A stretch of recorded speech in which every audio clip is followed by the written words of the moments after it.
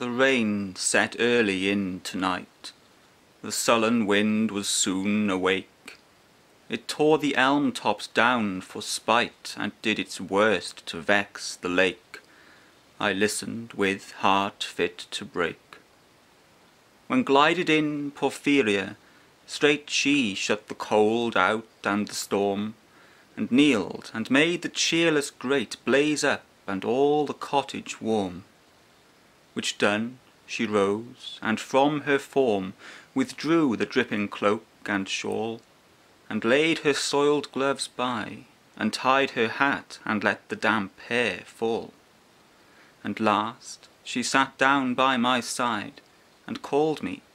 When no voice replied, she put my arm about her waist, and made her smooth white shoulder bare, and all her yellow hair displaced, and stooping, made my cheek lie there, and spread o'er all her yellow hair.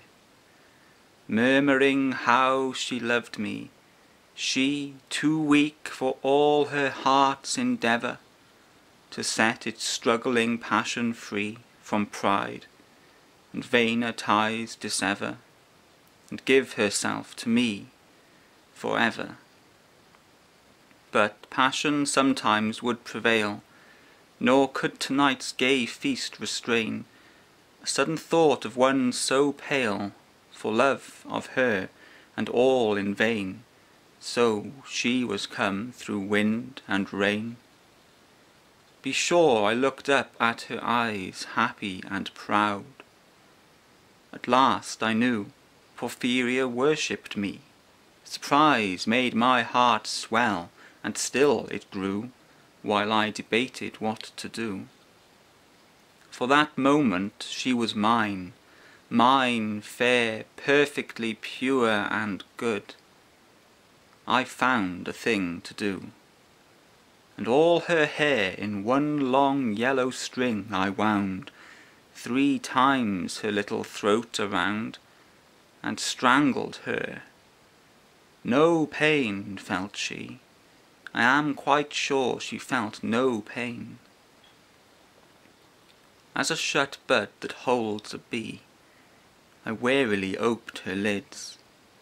Again laughed the blue eyes without a stain, and I untightened next the tress about her neck.